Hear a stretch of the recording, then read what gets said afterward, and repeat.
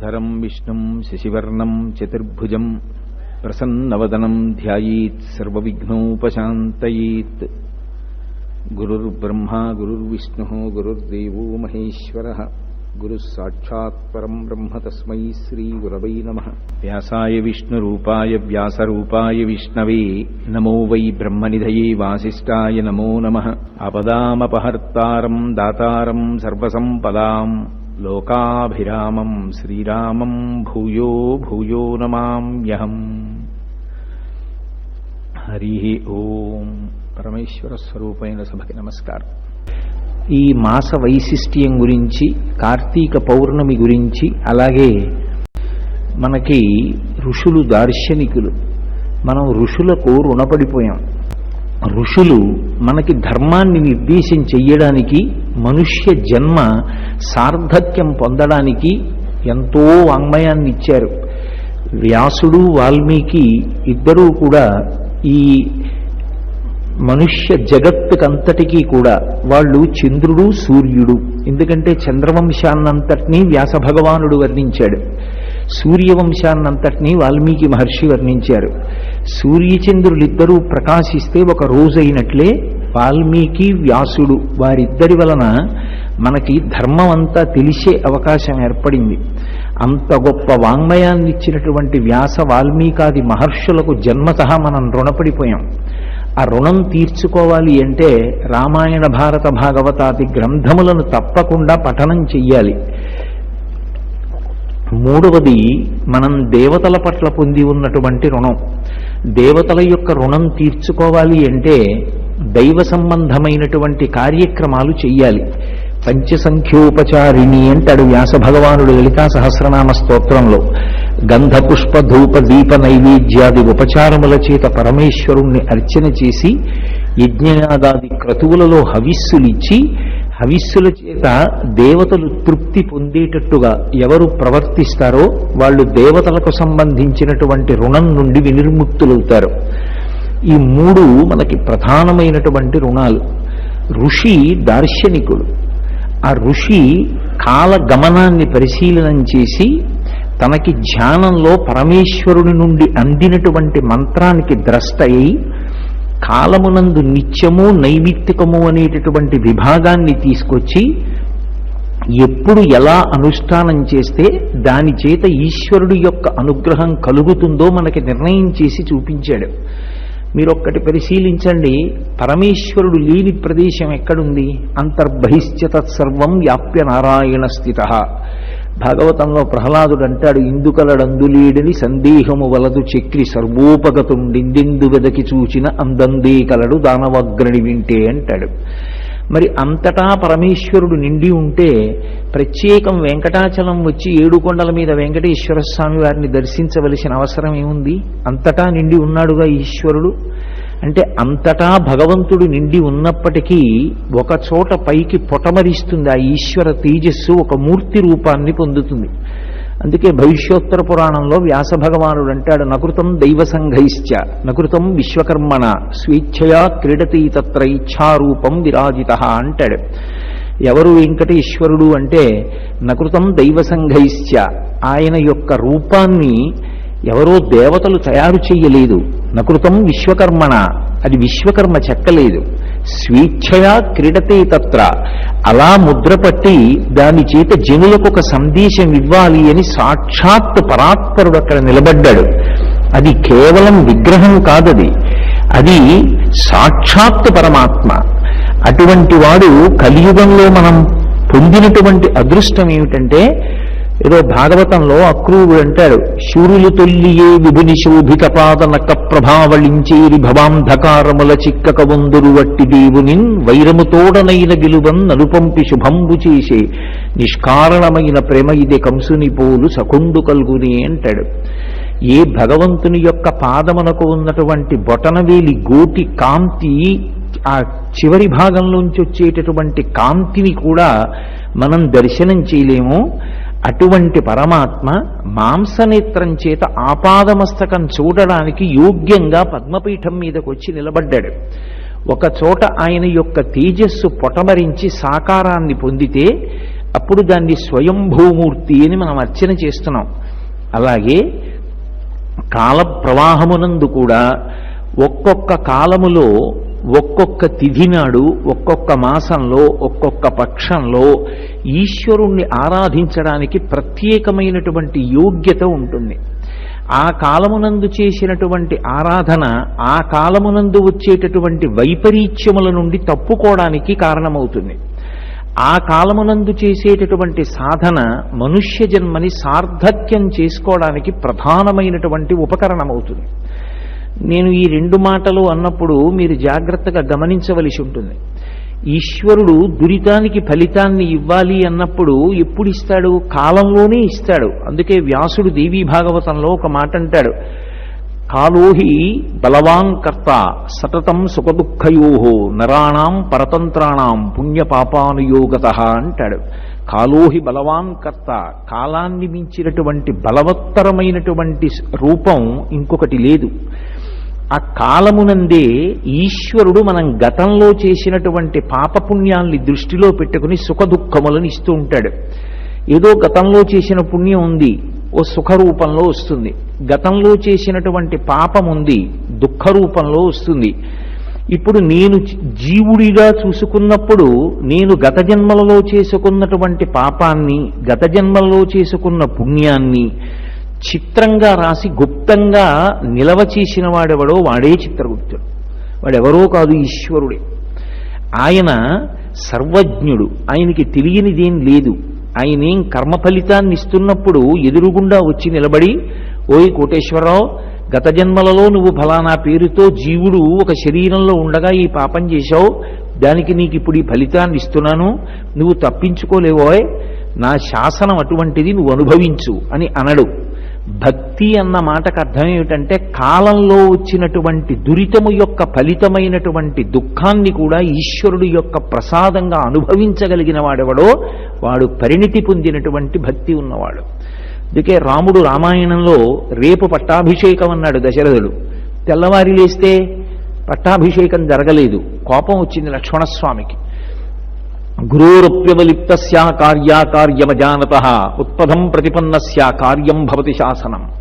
అన్నయ్య గురువు అయినా సరే దోషభూయిష్టమైన జీవితం ఉంటే అంగీకరించక్కర్లేదు. దశరథ మహారాజు ఎవరన్నయ్య రాజ్యం ఇవ్వకపోవడానికి? నీ హక్కు, పెద్ద కుమారుడివి, ధర్మాత్ముడివి, నువ్వు అను చంపేస్తాను దశరథుణ్ణి సైన్యాన్ని అన్నాడు.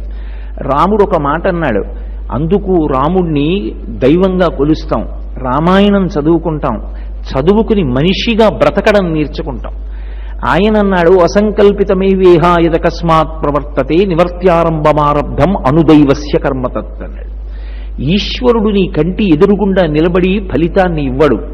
నిన్నను రాజ్యం ఇస్తానన్నవాడెవరు? నాన్నగారే.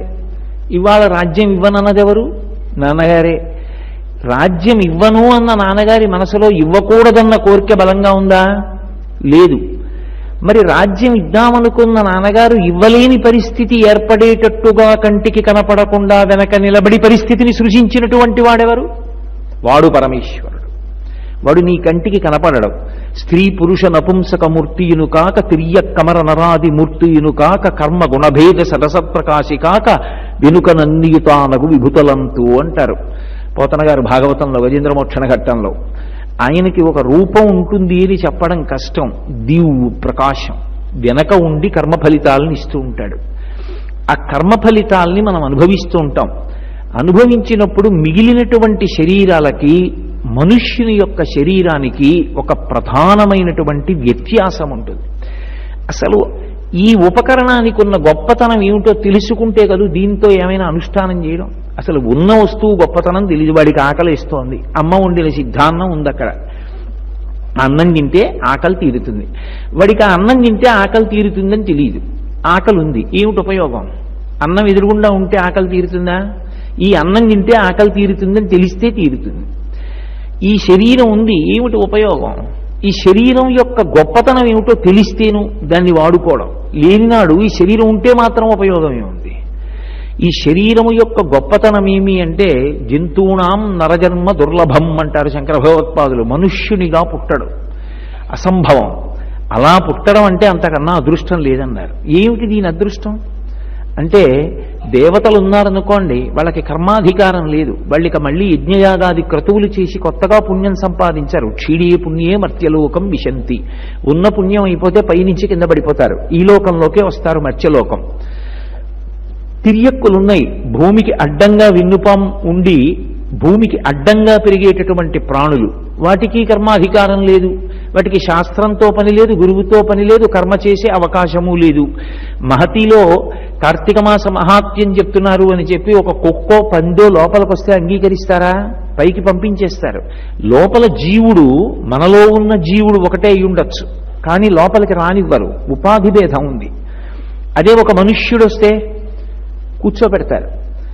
ఈ శరీరానికి ఉన్న గొప్పతనం ఏమిటి అంటే, దీనితో శాస్త్రాన్ని చదువుకోవచ్చు, దీనితో గురువుగారు చెప్పినటువంటి మాట సత్యము పూనికని వహించవచ్చు, దీనితో ఉత్తమ కర్మాచరణం చెయ్యవచ్చు, ఓ మంచి పని చెయ్యవచ్చు, చేసి పుణ్యాన్ని సంపాదించుకొని దేవతాస్థానంలోకి వెళ్ళవచ్చు. లేదు నాకు పుణ్యం అక్కర్లేదండి, ఉత్తమమైనటువంటి కర్మాచరణము చేత ప్రీతి పొందినటువంటి భగవానుని యొక్క అనుగ్రహం చేత కలిగినటువంటి చిత్తశుద్ధి వలన పాత్రతను పొంది, ఆ పాత్రత కారణంగా జ్ఞానాన్ని పొంది, ఆ జ్ఞానము వలన ఇక మళ్లీ పుట్టవలసినటువంటి అవసరం లేని పునరావృత్తి రహిత శాశ్వత శివసాయుధ్య స్థితిని పొందవచ్చు. ఇది మిగిలిన ప్రాణులకు లేదు. ఒక్క మనుష్య ప్రాణి మాత్రం మోక్షం వరకు వెళ్ళగలడు. కాబట్టి ఈ శరీరం అంత గొప్పది. కురుపుణ్య మహోరాత్రం అంటుంది శాస్త్రం. పుణ్యాన్ని ఆలోచించకు, రాత్ర పగల అసుర సంధ్యవేళ చూడకు. పుణ్యకార్యం చేసే అవకాశం వచ్చింది, వెంటనే చేసి.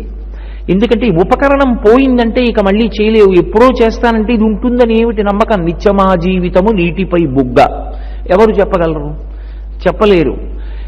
ఏదో హైదరాబాద్లో నేను ప్రసంగం చేస్తుంటే నా ప్రసంగం అయిపోయిన తర్వాత ఏదో నన్ను అభినందించి సంతోషంగా మాట్లాడినటువంటి వ్యక్తి రాత్రి 11 గంటలకి శరీరం వదిలేశాడు, గుండెపోటు వచ్చి.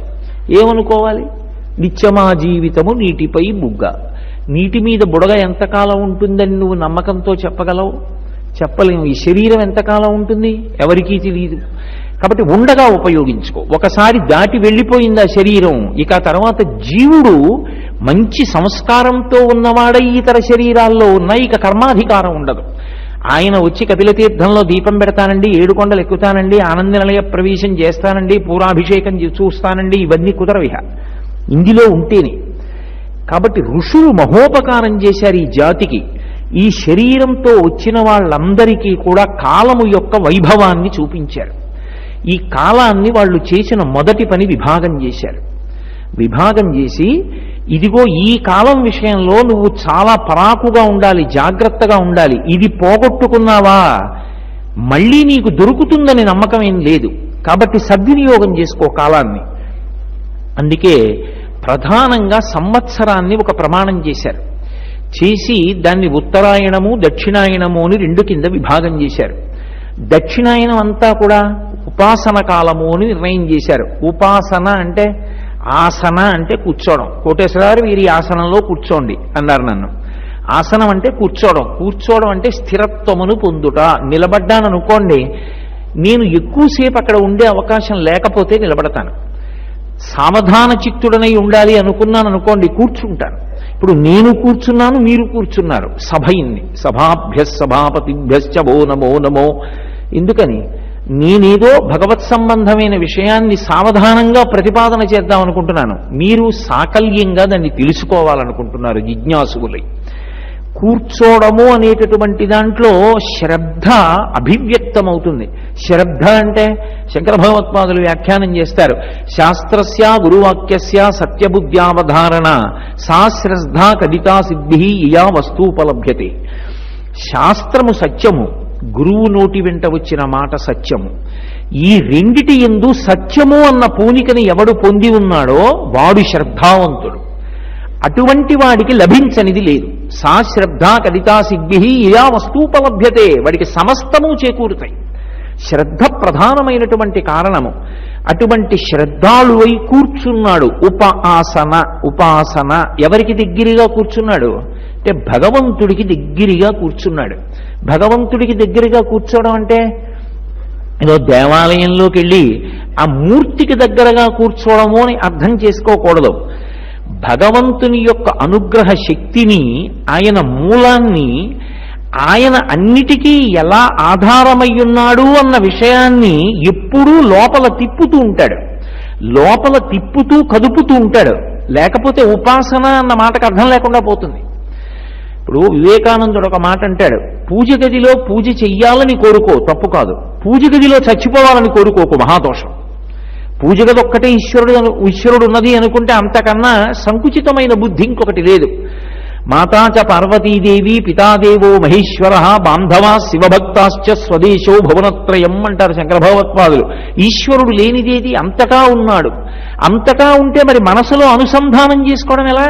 అస్తమానం ఈశ్వరుడు ఎలా గుర్తొస్తాడు అంటే, ప్రహ్లాదోపాఖ్యానంలో పోతన గారు అంటారు, పానీయంబులు త్రాగుచున్ కుడుచుచున్ భాషించుచున్ హాసలీలా నిద్రాదులు చేయుచున్ తిరుగుచున్ లక్షించుచున్ సంతత శ్రీనారాయణ పాద పద్మయుగళీ చింతామృతాస్వాద సంధానుండై మరచన్ సురారిసుతుడే తద్విశ్యమున్ భూవరా అంటారు.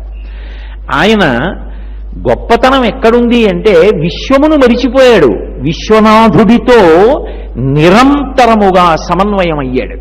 ఎలా అంటే, పానీయంబులు త్రాగుచున్ కుడుచుచున్ భాషించుచున్ హాసలీలా నిద్రాదులు చేయుచున్, అన్నం తింటున్నాడు. మనం యాంత్రికమైన నివేదన చేస్తాం. మీ వంటి పెద్దల గురించి నేను మాట్లాడాలా, నా వంటి వాడి గురించి. యాంత్రికంగా ఏదో ఈశ్వరార్పణమస్తు, లేదా అహం వైశ్వానరో భూత్వా ప్రాణినాం దేహమాశ్రిత అంటాడు. కాదు, ప్రహ్లాదుడు అన్నం ఎలా వచ్చిందో ఆలోచించేవాడు. తినే ముందు ఒక్క లిప్తకాలం ఆలోచించేవాడు. ఈశ్వర, ఓషధీతత్వాన్ని ఈ లోకంలో ఉంచావు. ఒక కంకులో వచ్చిన వడ్డు గింజలు చారెడు పట్టుకుని భూమిలో వేస్తే అందులోంచి బస్తా వడ్లు వస్తున్నాయి. అలా వచ్చేట్టు చేసిన వాడివి నువ్వు. చంద్ర రూపంలో ఉండి కిరణముల చేత ఓషధీతత్వాన్ని ప్రకాశింపచేస్తున్నావు. వచ్చిన బియ్యాన్ని నీళ్లలో వెయ్యాలి. నీళ్ళెవరిచ్చారు? సంజీవనం సమస్తస్య జగత సలిలాత్మిక భవయిత్యుచ్యతే మూర్తిర్భవస్య పరమాత్మన అంటాడు లింగపురాణంలో వ్యాస భగవానుడు. ఆ పరమేశ్వరుడు నీటి రూపంలో ఉన్నాడు. ఈ బియ్యం నీళ్లలో వేసి అగ్నిహోత్రం మీద పెడితే నీళ్లు కిందకెళ్ళాలి, అగ్ని పైకి రావాలి. ఆయన ఈ ధర్మాన్ని తిరగరాశాడు అనుకోండి. ఓ అగ్ని నువ్వు కిందకెళ్ళు, ఓ నీరు పైకి రా అన్నాడు అనుకోండి ఈశ్వరుడు. ఆయన శాసనం కదూ అంతిమం. అయినప్పుడు నాకు దాహం వేసి నోట్లో నీళ్లు పోసుకున్నాను అనుకోండి, కడుపులోకి వెళ్ళవు, తలకెక్కుతాయి. ఏ ప్రాణి బతుకుతుంది? అప్పుడు ఈశ్వరుడు కడుపు పైకి పెట్టి తల కిందకి పెట్టాలి. లేదు, అగ్నిహోత్రం వెలిగించారు, పొయ్యి భూమిలోకి వెళ్ళిపోయింది, అగ్నిహోత్రం పైకి రాదు. ఎలా వంట చేసుకుంటారు? వేడెక్కడ నిలబడుతుంది? అది మనం పెట్టుకున్నది కాదు, ఈశ్వర శాసనం. అగ్ని పైకి రావాలి, నీరు కిందకి వెళ్ళాలి. అందుకే నీరు పల్లమెరుగు నిజము దేవుడిరుగు అంటుండేవారు చిన్నతనంలో. పల్లమెరుగు అంటే అది అలా వెళ్ళాలని ఈశ్వర శాసనం. కాబట్టి నీరు గిన్నెలో నిలబడింది, అందులోకి ఔషధులు వేశారు, బియ్యం కింద అగ్నిహోత్రం వెలిగించారు. ఒక్క బియ్యపు గింజని విడిచిపెట్టకుండా ఉన్నటువంటి గింజలన్నీ కూడా మెతుకులయ్యాయి. ఇప్పుడు ఆ మెతుకులు ఓ కాయగూరను ఉడికించి దాంతో కలిపి నోట్లో పెట్టుకుంటే నవలడానికి కఠినమైన దంతపంక్తిని పెట్టాడు. మధ్యలో కొన్ని వేల రసాంకురములతో కూడుకున్న నాలుకని పెట్టాడు. నాలుక రుచిని చెప్పి సంతోషించేట్టు చేస్తుంది. దంతములు బాగా నవిలి శక్తిగా మారడానికి ఉపయుక్తమవుతున్నాయి. ఎవరు చేశాడు ఇవన్నీ? ఈ నేను తినేటటువంటి అన్నపు ముద్ద వెనక ఈశ్వరుడు ఉన్నాడు. ఆయన ఇంత ప్రయత్నం చేస్తే నేను సుఖపడుతున్నాను. ఇప్పుడు ఉపాసన అన్న మాట పూజామందిరంలో కూర్చుంటేనే వస్తుందా, లోపల మనసు ఈశ్వరుడితో అనుసంధానమైతే వస్తుందా? మనసు అనుసంధానమైన వాడికి ఈశ్వరుణ్ణి పూజించకుండా అవకాశం లేదు. అసలు వాడు ఈశ్వరుణ్ణి తలుచుకోకుండా ఉండడానికి సందర్భము లేదు, అవకాశము లేదు. అన్నిటా ఈశ్వరుడే గుర్తొస్తాడు. మీరు అన్న మాట అడగచ్చు, కష్టం వస్తేనండి అనొచ్చు. కష్టం వచ్చినా ఈశ్వరుణ్ణి తలుచుకుని పొంగిపోయారు. ఈశ్వర, నేను గతంలో ఏదో పాపం చేశాను, ఆ పాపానికి ఇప్పుడు ఫలితంగా కష్టాన్ని ఇచ్చావు. ఈ కష్టంతో పాపం పోతోంది. ఇప్పుడు నేను ఈ కష్టాన్ని అనుభవించేటప్పుడు ఒకటి తెలుసుకున్నాను, పాపం చేసేయడం తేలిక, అనుభవంలోకి వచ్చినప్పుడు ఎంత కష్టమో అర్థమవుతోంది. కాబట్టి ఈశ్వర, నాకు రెండు అనుగ్రహించు. కష్టమునందు నీ పాదములు విడిచిపెట్టకూడదు. రెండు, కష్టము అనబడేటటువంటి ఫలితాన్ని ఇచ్చే పాపమునందు నా మనసుకి అనురక్తి కలగకూడదు. ఈ రెండు కృప చెయ్యి. ఇప్పుడు కష్టం భగవంతుడికి దూరం చేసిందా? చెయ్యదు. అందుకంటుంది కుంతీదేవి, అన్ని కష్టాలు పడినది యాదవులందు పాండు సుతులందు నాకు మోహ విచ్ఛేదము చేయుమయ్య ఘనసింధువు చేరిడి గంగభంగి నీపాద సరోజ చింతనముపై అనిశము మదీయ బుద్ధి అచ్చాదర వృత్తితో గదియగనట్లు చేయగదయ్య ఈశ్వర. నా మనసు ఎప్పుడు ఈశ్వర గంగ ప్రవహించి సముద్రాన్ని చేరినట్టు నిన్నే స్మరించేటటువంటి అవకాశాన్ని ఇమ్మని కోరుతున్నది ఉపాసన. ఇప్పుడు ఈ ఉపాసన క్రమంలో ఒక్కొక్క కాలం ఉంటుంది. ఆ కాలము చాలా విశేషమైనటువంటి శక్తిని పొంది ఉంటుంది. ఆ సమయంలో చేసిన ఉపాసన ఎక్కువ ఫలితాన్ని ఇస్తుంది. మీరు నన్ను ఇక్కడ ఒక ప్రశ్న ఇయ్యొచ్చు, అలా ఎలా ఉంటుందండి? కాలమంతా ఈశ్వర స్వరూపమైతే ఎప్పుడు పూజ చేసినా ఒక ఫలితం ఉంటుంది, ఎప్పుడు దీపం పెట్టినా ఒకటే ఫలితం ఉండాలి. కార్తీక మాసంలో దీపం పెడితే దానికి ప్రత్యేక ఫలితాలు, ఏదో శుక్రవారం అమ్మవారికి ప్రీతి అయితే మిగిలిన 6 వారాలంటే అసహ్యమే. అప్పుడు ఆవిడికి ద్వంద్వాలుంటే, ఆవిడికి ఇష్టాలు అయిష్టాలు ఉంటే ఆవిడికి నాకు తేడా ఏమిటి? ఇంకా అలా ఉంటుందా శాస్త్రంలో? ఎందుకు కాలంలో ఈ భేదం వస్తుంది? ఋషి దార్శనికుడు దానికి కారణం చెప్పాడు. చదువుకునేటటువంటి విద్యార్థి ఉంటాడు, ఆయనకి ప్రతి నిమిషమూ చదువుకోవడానికి అవసరం, ఎప్పుడూ చదువుకోవాలి. అంతేగాని నేను 6 నెలలు చదువుకోకుండా ఏదో పరీక్ష ముందో గంట చదువుకుంటానండి అంటే వాడు ఎట్టి పరిస్థితుల్లోనూ ఉత్తీర్ణుడు కాడు, అందరికీ తెలుస్తుంది. ఎప్పుడూ అవసరమే, జాగ్రత్తగా చదువుకుంటూనే ఉండాలి. సంవత్సరం అంతా చదువుకున్నాడు, ఓ గడియారం అక్కడ పెట్టుకుని 60 నిమిషాలలో 150 ప్రశ్నలకి సమాధానాలు వ్రాయడం ఎంతో శిక్షణ పొందాడు. 60వ నిమిషం అయ్యేటప్పటికీ మొట్టమొదట ఏదో 100 ప్రశ్నలే వ్రాయగలిగేవాడు. సాధన చేత 50 నిమిషాలకి 150 ప్రశ్నలు ఆ సమాధానం చెప్పి వెనక్కి చూసుకోవడం కూడా వచ్చేసింది. ఇప్పుడు ఆ వేగాన్ని సంతరించుకున్నాడు. ఇప్పుడు ఆయన చేసినదంతా చదివే, ఆయన కాలంలో చేసినదంతా సాధనే. పరీక్షకు వెళ్ళాడు, ప్రశ్నాపత్రం ఇచ్చారు. ఇప్పుడు ఆయన 50 నిమిషాల్లో 150 ప్రశ్నలకి జవాబులు పెట్టేయగలడు, 150కి 150 పెట్టగలడు. ఏదో ఆయనకి నచ్చిన పాట ఒకటి దూరంగా ఏదో పెళ్లి పందిరిలోంచి వినపడుతోంది, ఆ పాట మీద శ్రద్ధ పెట్టాడు. ఇప్పుడు ఆ పాటలు వింటూ చివరి 10 నిమిషాల్లో వ్రాసేయగలను అనుకున్నాడు. కంగారు పడ్డాడు, తొందరపడిపోయాడు, వ్రాయలేకపోయాడు. ఆ పిల్లవాడి శక్తిని మీరు పరీక్షిస్తే అక్కడ ఉన్న ఎవరికన్నా వాడే సమర్థుడు. కానీ వాడు పరీక్ష వ్రాసేటప్పుడు మాత్రం రాయకపోతే అనుగ్రహించి వాడికి ఏమైనా ప్రత్యేకంగా చదువుకోవడానికి అవకాశం ఇస్తారా? ఇవ్వరు. పరీక్షాకాలము ఒక పరీక్ష కేంద్రంలోకి వెళ్ళినప్పుడు ఇవ్వబడిన కాలము ఎంత ప్రధానమో మనకి కూడా ఈశ్వరుడు ఇచ్చినటువంటి జీవితము అనబడేటటువంటి కాలంలో సంవత్సరం ప్రమాణమైతే దక్షిణాయనం అంత గొప్పది. దక్షిణాయనం ఉపాసన కాలం. యథార్థమునకు దక్షిణాయనంలో చచ్చిపోతే జ్ఞానికి ఇబ్బంది ఏముంటుందండి? ఏముండదు. దక్షిణాయనంలో చచ్చిపోయాడని మహాజ్ఞానులైన వాళ్ళు ఈశ్వరుణ్ణి పొందకుండా ఉంటారా? అలా ఏం ఉండదు. కానీ మరి దక్షిణాయనంలో చనిపోయాడండి పాపం అంటారు. ఎందుకు అంటే పాపం బాగా చదువుకున్నాడు కానండి, పరీక్షకి వెళ్ళే 2 రోజుల ముందే టైఫాయిడ్ వచ్చింది, కచకచకచకచ వణికిపోయాడు, కూర్చోలేకపోయాడు, వ్రాయలేకపోయాడు. అంత బాగా చదువుకున్నటువంటి విద్యార్థి పరీక్ష గదిలోకి వెళ్లే ముందు టైఫాయిడ్ జ్వరం వచ్చినటువంటి కారణం చేత పరీక్ష వ్రాయలేకపోతే మనం ఎలా సానుభూతి వ్యక్తం చేస్తామో అలా మనుష్య శరీరం పొందినవాడు దక్షిణాయనంలో ఉపాసన చెయ్యవలసిన వాడు చేసుకోకుండా వెళ్ళిపోతే ఉపకరణం పనికి రాకుండా పోయింది ఆ దక్షిణాయనానికి, అందుకు బాధపడ్డాం. అంతేగాని దక్షిణాయనంలో వెళ్ళిపోయాడు అని చెప్పి జ్ఞాని విషయంలో ఏ విధమైనటువంటి భేదము ఉండదు. జ్ఞానికి కాలంతో సంబంధం ఏం లేదు. జ్ఞాని కాలమును ఎప్పుడో దాటిపోయాడు. భాగవతం దశమస్కంధం నిరూపణం చేసి చెప్తుంది, ఎప్పుడో దాటాడు కాలాన్ని. ఆయనకి పునరావృత్తి లేనే లేదు. ఆయన పొందవలసినది ఏమైనా ఉంటే విదేహముక్తి ఒకటే, శరీరం పడిపోవడం ఒక్కటే. ఆయన సాక్షి మాత్రంగా చూస్తూ ఉంటాడు. ఆయనకి కాలంతో సంబంధం ఏమిటి పునరావృత్తికి? దక్షిణాయనం ఆయన్ని ఏం చేస్తుంది? ఏదో వెనకటికి ఎవరో కొబ్బరి చెట్టుకి దొంగలు కొబ్బరి చెట్టు ఎక్కి కొబ్బరికాయలు కోయకుండా ఉండడానికి మడిబట్ట కట్టేట. మడిబట్ట కట్టాను కదా, మడిబట్ట ముట్టుకుని కొబ్బరి చెట్టు ఎలా ఎక్కుతానన్నాడు. దొంగాడికి మడిబట్ట ఏమిటి? జ్ఞాని మోక్షాన్ని పొందడానికి దక్షిణాయనం ఏమిటి? అలా ఏం ఉండదు.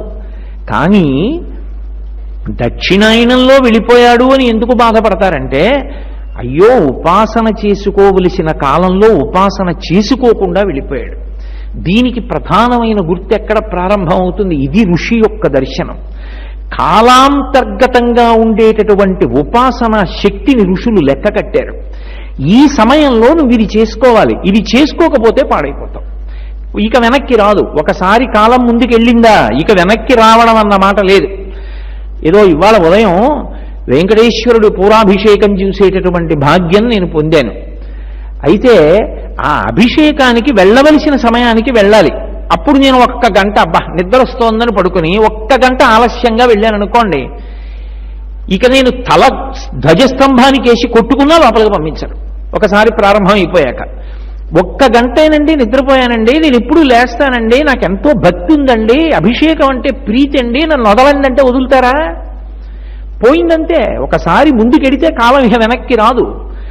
ఆ వెనక్కి రాని లక్షణం ఉన్నటువంటి కాలాన్ని సద్వినియోగం చేసుకోవడం నేర్పడం ఋషుల యొక్క దార్శనికత. అది పోగొట్టుకోకు. కాలంలో ఎప్పుడు ఈశ్వరుని యొక్క ఉపాసన ఎలా చెయ్యాలో వాళ్ళు మనకి నేర్పారు, అందుకు వాళ్ళకి రుణపడ్డాం. అటువంటి ఉపాసన కాలం ప్రారంభమవుతోంది సుమా. గుర్తేమిటి? విష్ణువు నిద్రపోతారు. అందుకే తొలి ఏకాదశి. ఎలా మొదటి ఏకాదశి?